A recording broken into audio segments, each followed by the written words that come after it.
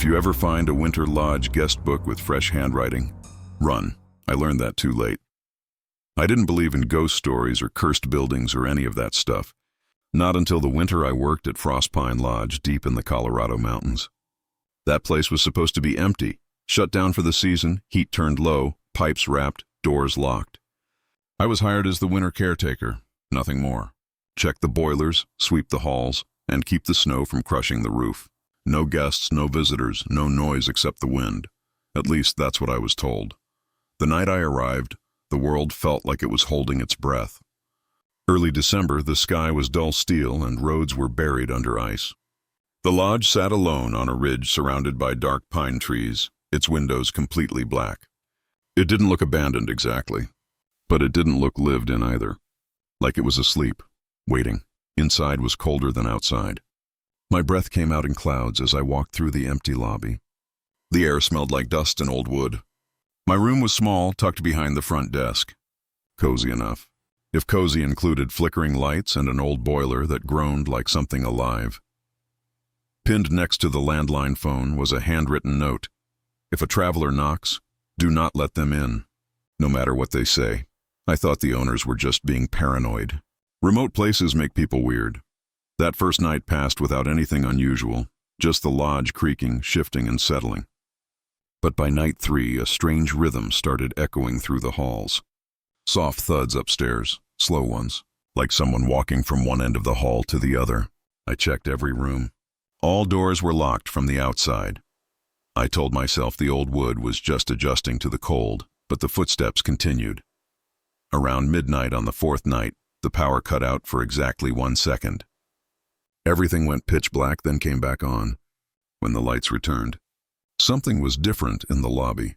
The guest book. It was sitting open on the counter. I knew for a fact I had locked it inside the cabinet earlier. A new entry had been written on the last page. December 3rd, name, Daniel Reed. Room 4B, back again. I hope it's quieter this time. I stared at it until my eyes blurred. There were no guests. The lodge had been closed for weeks. All room keys were still on the wall, including 4B. I shut the book immediately and locked it again. But I couldn't shake the feeling that something had watched me read it. That night, I heard the footsteps again, slow, dragging, careful. They stopped right above my room. The ceiling creaked as if someone was leaning over me. I grabbed my flashlight and went upstairs, my heart pounding. The hallway was freezing, colder than anything inside should be. My breath made fog in front of me as I walked. Room 4B was silent, locked, and untouched. I paused, then slid the master key into the lock. The door fought back, like someone was pressing their hand from the inside, but finally it clicked. Cold air spilled out. It smelled like dust and old wood soaked in ice water, and sitting on the nightstand was the guest book, the same one I'd locked downstairs. When I opened it, another new line had appeared under the last entry. December 4th, room 4B. He heard me walking this time. I stumbled backward, dropping the book onto the bed. I locked the room door again, this time turning the key as hard as I could, as if that would help. The next morning I called the owners. The wife answered, her voice thin. "Where did you find the book?" she asked. "In room 4B, I said. A long silence followed. "You shouldn't open that room," she whispered. "Not since what happened to Daniel," she finally explained in a shaking voice. "Years ago, a winter guest named Daniel Reed stayed alone during a blizzard. He disappeared inside the lodge. No footprints outside, no signs of a fight. For days they heard muffled footsteps in the walls, faint knocking from the crawl spaces, and soft voices behind locked doors. When spring came, they found what was left of him behind the walls of room 4B. We hear him walking every winter," she said. "If he writes in the guest book again, leave immediately." That night I pushed my bed against my door and slept with the lamp on. Around 3 a.m. the lights flickered once, then died completely. The heater clicked off. Silence filled the building like a living thing. Then came the knock. There were 2 slow, hollow taps on my door. I froze. Another knock. The knock came closer. This time it was near the floor. My breath caught in my throat. Suddenly I heard a voice, a whisper. The voice was barely audible. "Please, don't leave me alone again." Something pressed its weight against the door, testing it. The wood shook. The handle moved softly, like cold fingers touching it. I didn't move, didn't breathe, didn't blink. After maybe a minute, the pressure faded. The quiet returned, thicker than before. At sunrise, I packed in under 10 minutes. I didn't check out. I didn't look back at the hallway or the stairs or room 4B. I just left. I drove 2 towns away and rented a motel room, relieved to finally be somewhere warm and noisy with real people. But when I checked in, the receptionist held out a small padded envelope. "No return address," she said. "Someone dropped it off at dawn." My name was written across the front. Inside was a brass room key, scratched, ice cold. The tag was worn with countless fingers, room number carved clearly. Underneath it, taped to the bottom of the envelope, was a torn piece of paper from the guest book. The handwriting was shaky, like it was written by someone whose hands no longer worked right. "You left too early. I wasn't finished walking."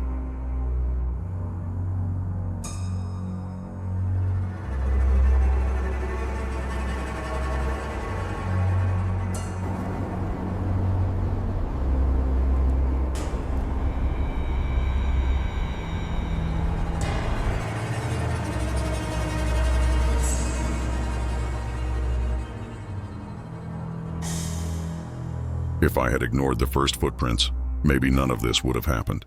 Maybe I would have finished my 2-week stay at that winter cabin without losing my mind. But once you see something that shouldn't exist, your brain doesn't let you forget it.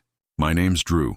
Last December, following my breakup and subsequent layoff in the same week, I journeyed to my Aunt Rebecca's off-grid cabin in northern Wyoming. I just wanted silence. I needed a quiet place to contemplate, somewhere my thoughts didn't bounce off apartment walls. The cabin was built in the 70s. Small, creaky, and surrounded by dark spruce trees. No Wi-Fi, no cell service, just a landline that only worked when the mountain winds decided to behave. The whole place looked like time had stopped decades ago. The first few days were fine. I read, I chopped wood, I hiked short trails behind the cabin, tried clearing my head. I even found an old battery-powered radio in the closet that caught some distant AM station playing country music mixed with static. It wasn't until the 4th morning that I noticed the footprints. I stepped outside to grab wood from the pile and froze mid-step. In the thin layer of frost were bare human footprints, small ones, like from someone my height or a little smaller. No shoes, no socks. The temperature had been below 0 all night. The prints came out of the tree line and stopped 10 feet from my door. Not turned away, not double-backing, just stopped. I stared at them for a long time, breath making fog in the cold. My first thought was that maybe I'd made them myself somehow, but then I checked my boots. The sole pattern was entirely different. These weren't mine. I followed the prints back toward the woods. They went maybe 20 feet, moving in and out of the brush before they simply ended mid-step, like the person had been lifted straight into the air. Something about that ending bothered me more than the footprints themselves. I went back inside, locked the door, and told myself it had to be some hiker messing around. But deep down, that didn't feel right. Nobody hikes barefoot in Wyoming in winter. That night, I left the radio playing just to feel less alone. Sometime around midnight, the cabin walls began to creak in a pattern I didn't recognize. Not random groans from settling wood. This was rhythmic, slow, almost like someone dragging their hand across the outside walls. I told myself it was the wind scraping branches. But then the sound moved, from the left wall, to the back, then to the area right behind my bedroom. I held my breath, listening. One scratch, a pause, another scratch, then silence. I slept with the lamp on. The next morning, something else was wrong. My firewood, which I had stacked neatly on the porch, was gone, completely.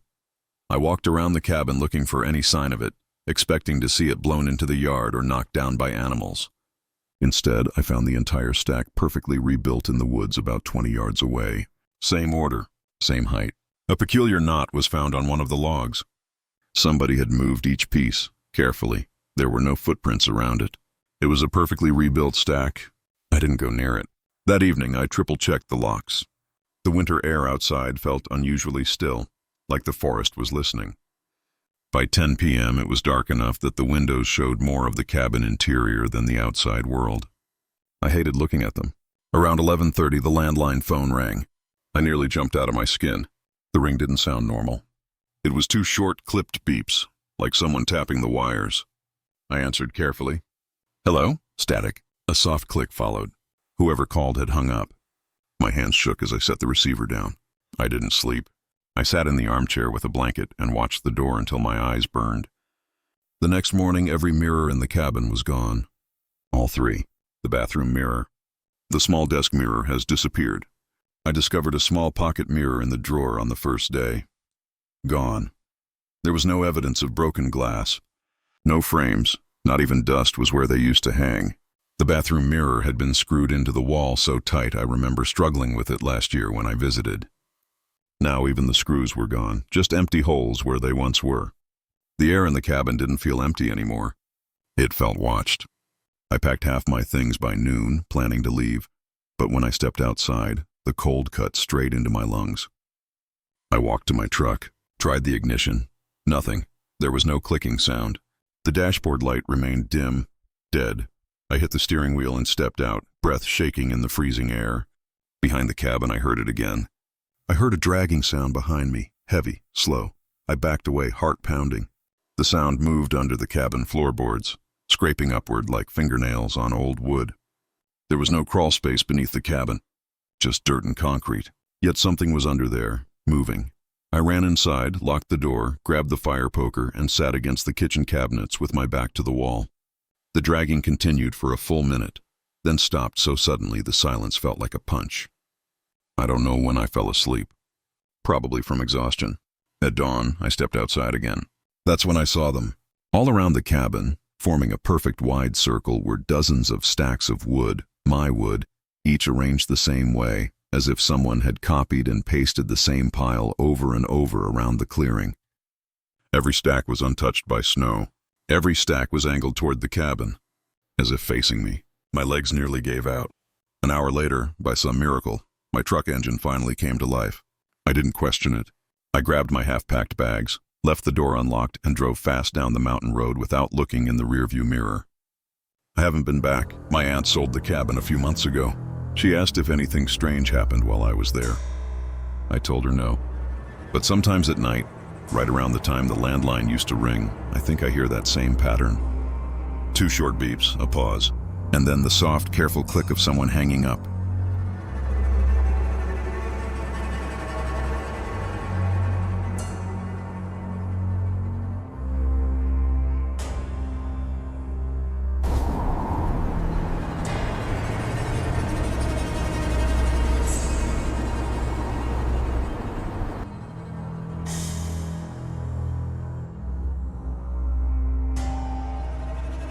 If you ever wake up at the same time every night for no reason, someone might be waking you.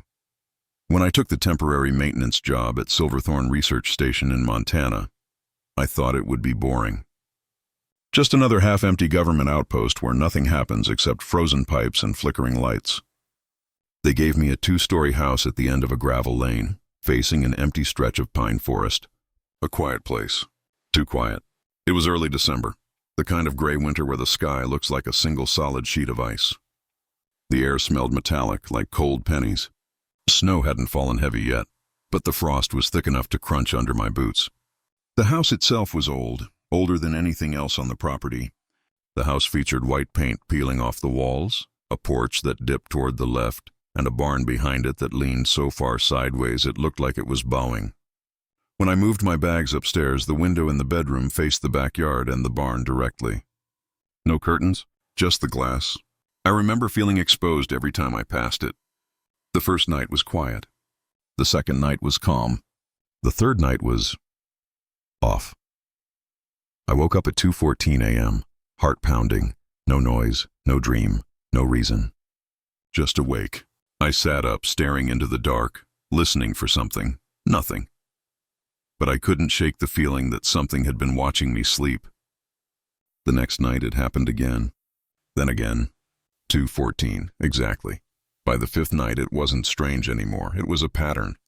That same morning I was making instant coffee in the kitchen when I looked out the window and saw her. A woman standing beside the half-collapsed barn. She wore a long gray coat with hair almost black hanging down her shoulders. At first she looked like she was just thinking deeply.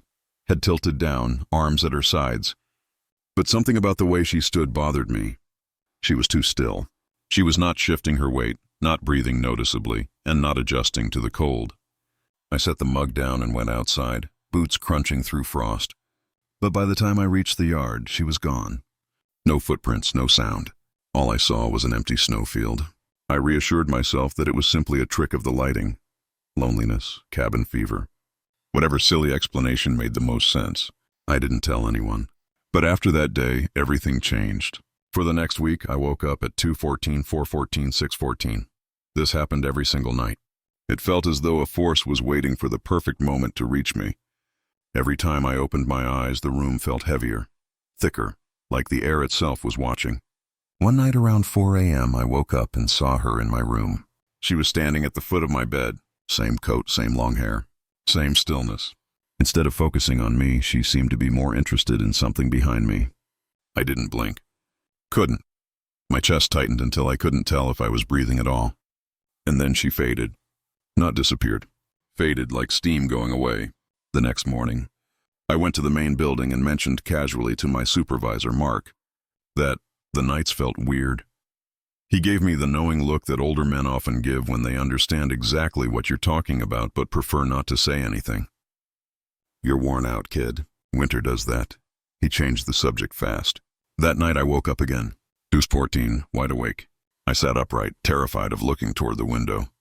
But I did, and she was standing outside. Only this time she wasn't alone. In the dark behind her, at least 3 shapes moved between the pine trees. Low to the ground, moving slowly, like human shadows crawling but never stepping fully into the open. The woman turned her head slightly, almost listening to them. I shut my eyes tight and forced myself to breathe. In the morning, I checked outside. I found tiny bare footprints in the snow leading from the barn to the tree line. They stopped suddenly, just like in my last job story. But this time, the last print was deeper, like the person had pressed down extra hard before disappearing. That afternoon, 2 co-workers invited me to dinner. During the conversation, one of them mentioned the same woman. "You've seen her, haven't you?" he said casually, like talking about the weather. My stomach dropped. "Who?" "The woman in the snowfields. The one who shows herself in early winter." The room went quiet. They said locals once found a woman frozen to death behind the barn in the 80s. Nobody knew who she was. Some hikers claimed her body was moved twice before the sheriff could come get it. Others said she wasn't completely dead when they found her. I didn't sleep well after that. 2 nights later, I woke to tapping on the bedroom window. Not knocking, tapping. The sound was akin to the gentle tapping of nails on glass. I knew she was there without looking. But I looked. She stood inches from the window, face pressed to the glass. Frost spreading around her cheeks. Her eyes weren't angry or sad, just empty, like she wasn't seeing me, but the memory of someone else through me. I stumbled back and grabbed my coat. I had to get out. When I opened the bedroom door, the hallway lights flickered, soft as if someone was walking under them one by one. I ran down the stairs, grabbed my truck keys, and drove to a small motel 20 minutes away. I slammed the door and fell onto the bed. My phone buzzed on the nightstand. I picked it up. Unknown number. Attached image. It was a photo of my bedroom at Silverthorne. The photo was shot from the corner of the room. The photo was taken from the corner of the room, facing my bed. The woman was standing beside it, looking down, head tilted like she was listening again. I dropped the phone. The motel room lights flickered. And I swear, for just a second, I heard tapping at the window behind me. That same cold, delicate tapping. It's the type of tapping that originates from nails, not fingers.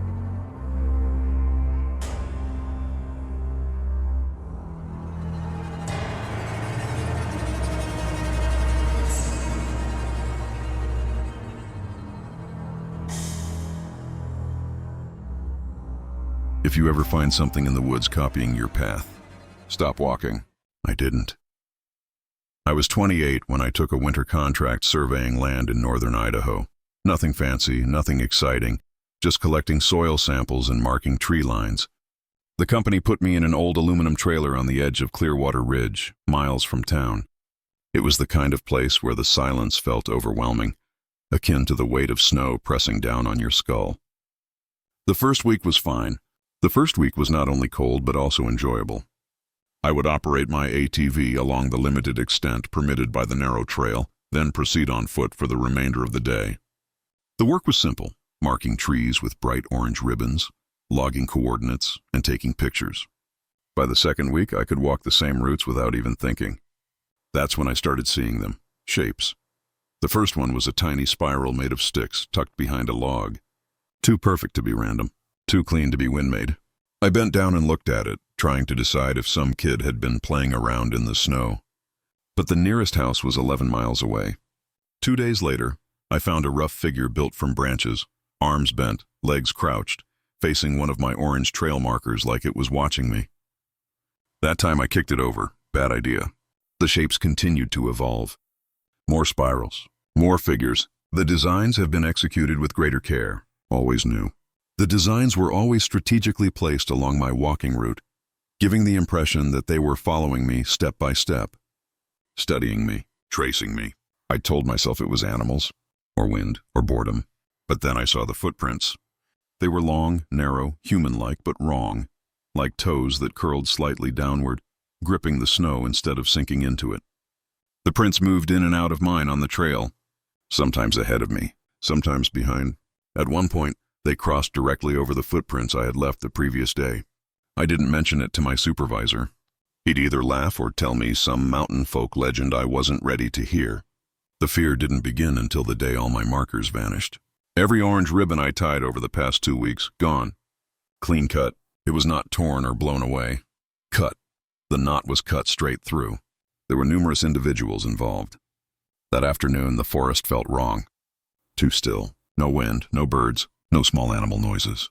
Just my breathing and the crunch of snow under my boots. By sunset, I was so on edge that I kept looking over my shoulder for 10 seconds. Nothing there. Nothing visible anyway. When I returned to the trailer, the sky was already dark and the temperature had dropped dangerously low. I locked the door, turned on the propane heater, and made ramen just to keep my hands busy. The trailer walls creaked like they were cooling down, but one sound stood out. Scrape. A long, slow scrape circling the trailer. I froze. Spoon halfway to my mouth. Scrape. Pause. Scrape. Not footsteps. Not animal claws. Something dragging across the metal walls. I sat perfectly still for 20 minutes, listening to whatever was out there moving around the trailer like it was learning its shape. It didn't knock. Didn't touch the windows. Just circled. Eventually the sound faded into the trees. I didn't sleep. The next morning, frost covered the trailer windows like white paint. When I stepped outside, my breath turned into a heavy cloud. The cold bit through my gloves as I circled the trailer. That's when I saw it. A symbol burned into the metal wall. Perfect circle. The symbol had a line running through its center. Sharp angles spreading outward like a snowflake drawn by shaking hands. It wasn't paint. It wasn't carved. The metal itself looked melted like something heated it from the outside and drew the symbol with a burning tool. I packed my bags inside 10 minutes. But when I stepped around the back of the trailer, I stopped dead. There, sticking out from under the trailer, was a long wooden plank, burned, blackened. The heat caused the object to curve. It hadn't been there last night. And it wasn't just placed. It was wedged upward, forced into the narrow crawl space so hard the metal frame had bent slightly. I didn't touch it. That night I heard it again. The sound of scratching could be heard beneath the trailer. Slow, careful, not clawing, dragging, like something with long limbs was crawling flat against the ground. I held the fire poker in my hands until sunrise, muscles aching from gripping it too tight. The following morning, I informed the company that my work was complete. They didn't argue. Winter jobs rarely had volunteers. But when I stepped out to leave, my ATV was missing. Not moved. Not pushed, gone, no tracks. There were no drag marks visible. There were no tire marks visible.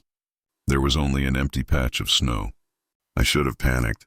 Instead, I walked. For hours. The woods looked different that day. Trees seemed closer together. Paths shifted slightly, like the forest was rearranging itself behind me. Every now and then, I'd spot one of my orange ribbons tied high up in a tree, 10 feet above where I could reach, moving like something tall had put it there. By the time I reached the service road, I was shaking so badly I nearly fell down. Relief flooded me when I saw my truck untouched, exactly where I left it. But as I got close to the driver's door, something caught my eye. A symbol, the same burned circle with the line through it. The symbol was drawn in ash on the truck window. I wiped it away with my sleeve, forcing myself not to think. I climbed into the truck, locked the doors, and drove fast toward town. 2 days later, a package arrived at my apartment. No return address. Inside was a single branch, long, blackened. It was carved with the same spiral shape I'd seen deep in the woods.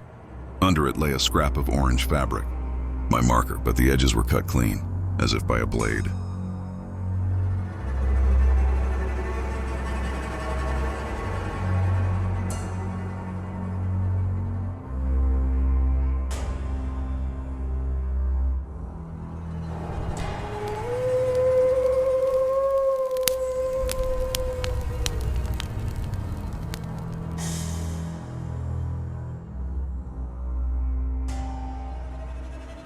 If something burned shows up at your doorstep in winter, don't pick it up.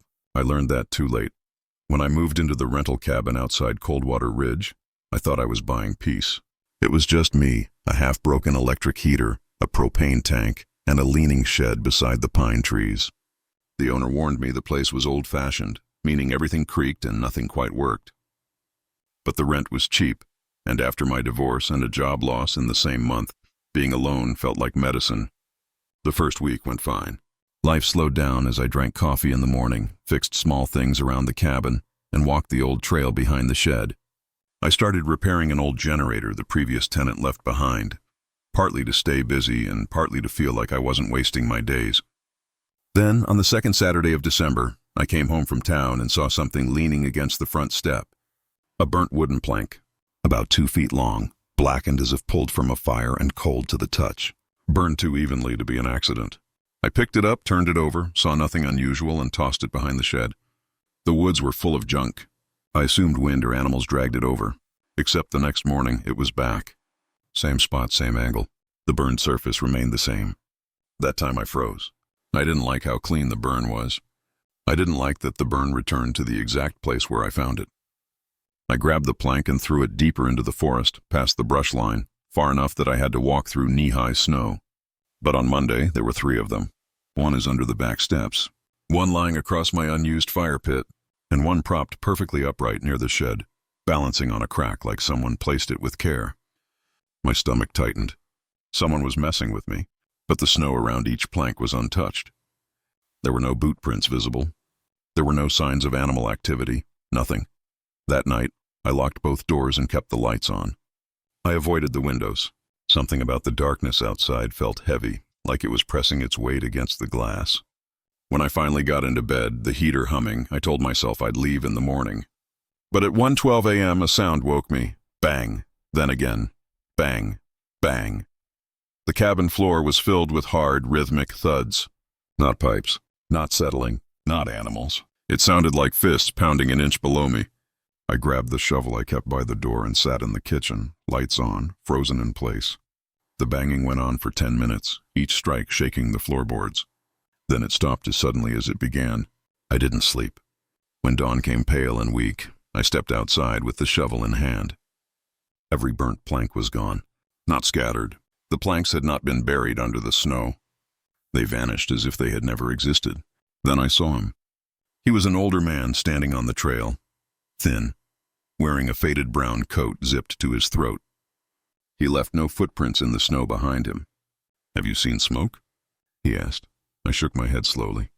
His eyes didn't blink, didn't move. They just stared into mine like he was trying to read something behind my face. "Don't touch what's burned," he whispered, "no matter how cold it gets." Before I could ask what he meant, he turned and walked into the trees without leaving a single footprint. The fear didn't settle in until that night when the power shut off at exactly midnight. No flicker, no warning, just darkness swallows everything. The lights outside, solar path markers, glowed for a moment, then went out too. The cabin felt like it was choking. Then the banging began again. This time, the banging didn't occur beneath the floor. The sound was coming from the roof. Heavy, slow, careful. Something climbed from one side to the other, each step denting the old tin panels slightly. I held my breath, gripping the shovel like a lifeline. The air turned colder, my breath visible even indoors. When the pounding stopped, I waited an entire hour before daring to move. At sunrise, the power returned on its own, No storm, no outage, no explanation. I stepped outside carefully. I found another burnt plank jammed deep into the walls of the cabin, as if it had been hammered upward from below. This one wasn't just burned, it was carved. Marks cut into the wood in spirals, sharp lines, and messy symbols I didn't recognize. The grooves were still warm despite the freezing air. Something had carved them recently. I wrapped the plank in 3 plastic bags, drove 20 miles south, and threw it off a bridge into the half-frozen river. I didn't look to see where it landed. That afternoon I broke my lease. Packed everything I could in 10 minutes, left dishes in the sink, left the generator, left the shed full of tools. As I reached my truck, I heard the faint sound of something dragging across the cabin roof again. But I didn't look back. I didn't stop driving until I reached my sister's house across the state line. That night, she made the guest room for me and handed me a hot tea. I told her I just needed sleep, but around 3 a.m. something woke me. There was a sudden, sharp beeping sound. It was the sound of the smoke alarm. Then silence. I sat up slowly. On the dresser, where my phone charger should have been, was a burnt wooden plank. I'm still dripping river water. The plank was carved with the same spirals and symbols. What froze my blood wasn't the plank itself. It was the message carved roughly at the bottom edge, as if by someone who'd never held a blade but tried very, very hard. You brought it home.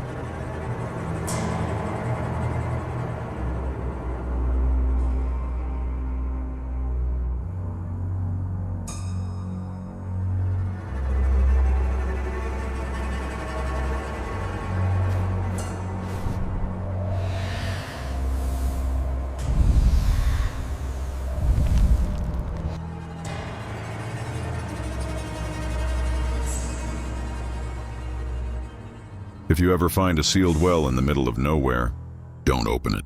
My friend didn't listen. Last winter, my friend Jacob and I took a 3-day clearing job in northern Arkansas, right where the Ozark forests get so thick you forget sunlight exists. A small development company wanted the land cleaned before the snow buried everything. Fast money and easy work, and we were behind on bills, so we drove out there without asking many questions. The road in was barely a road, 20 minutes of gravel, then 15 minutes of mud, then another 10 minutes of tire-deep ruts that shook the truck so hard the radio cut in and out. By the time we reached the property, the afternoon sun was dying behind leafless trees, turning the whole clearing a dirty orange. The land looked abandoned for decades, fallen beams, patches of dead grass, an old shed with one wall missing, and what looked like the faint outline of a garden fenced in with rusted metal rods. The place felt wrong before anything even happened. Empty. Hollow. Like sound disappeared into the trees instead of bouncing back.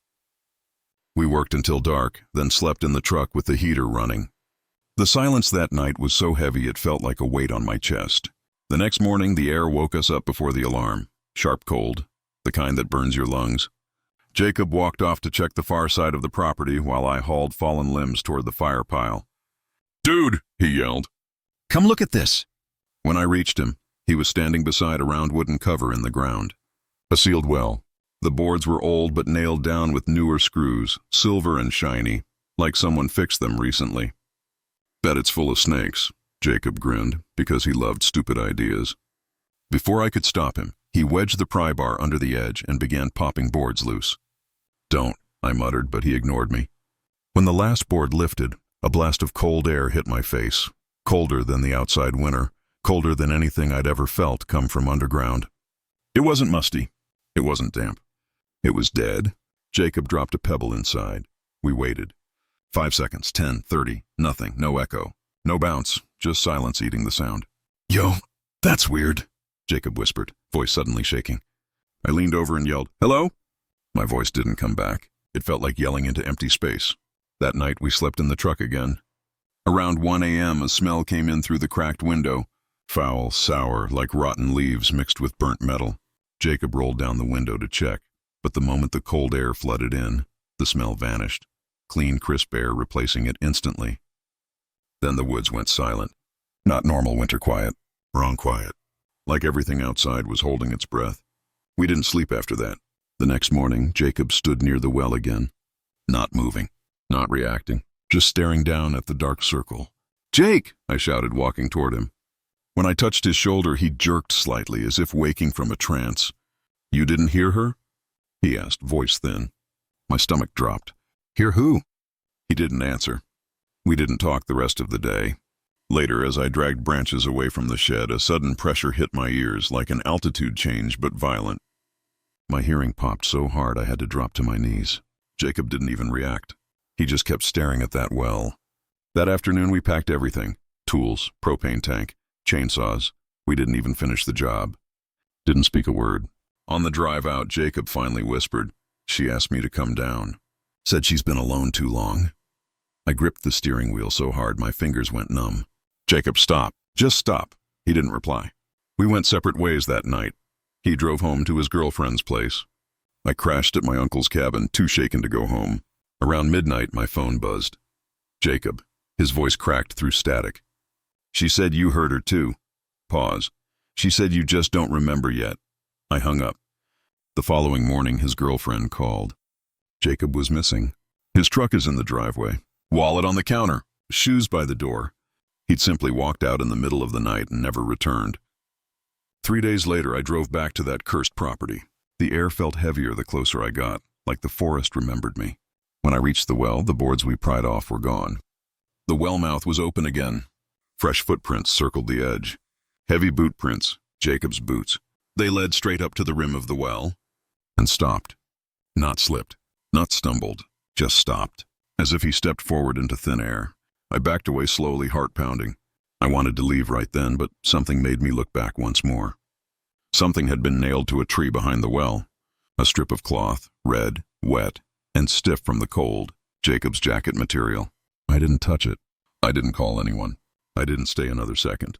I climbed into my truck and drove until the forest disappeared behind me. Some nights now, when I lie awake, I hear faint dripping, like water falling into a deep hole. I turn on music. I turn on lights. I force myself to stay awake, because I'm scared that if I fall asleep, I'll hear her voice coming from the dark. "Your turn."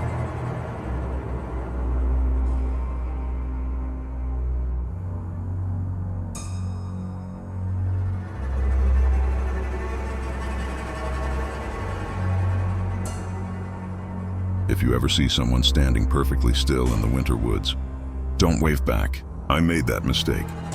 Last winter, I rented a small cabin at the edge of Timberfall Forest in northern Vermont. I required a respite from the city, excessive noise, an overwhelming number of people, and numerous memories I was not prepared to confront. The cabin was cheap, old, and half frozen, but it was peaceful. And at that time in my life, peace felt priceless. The nearest neighbor was 2 miles away. The nearest town was 20. The only thing between me and the world was trees, tall, skeletal pines that never stopped creaking. The first week was quiet. Chop wood, boil water, read, sleep. The routine calmed my thoughts in a good way. Then came the first night. Something changed. I woke to a faint thump outside the cabin. Not loud, just enough to pull me out of sleep. The wind wasn't strong, and snow hadn't fallen yet. I listened, holding my breath. Another thump. Then silence. In the morning, I checked outside. There were footprints in the frost. Bare footprints, human, close to the front porch. They circled the cabin once, then disappeared into the tree line. I followed them until the forest ended, but nothing led deeper inside. I convinced myself it was some hiker or hunter messing around. But the prints were perfectly clean. No drag marks. There were no traces of slippage. No sign of cold damage on the toes. Who walks barefoot in a Vermont winter? I locked the door after that. The next night, around 2 a.m., there was a knock. I heard 3 slow, hollow knocks on the porch wood. I sat up in bed, heart pounding in my ribs. The knock didn't repeat. It didn't rush. It just waited. I waited too. 10 minutes, 15. Finally, curiosity broke me. I crept to the window, lifted the curtain just an inch, and froze. Someone was standing at the very edge of the forest. Not on the porch, not near the cabin. He was just far enough away that the shadows obscured most of his body.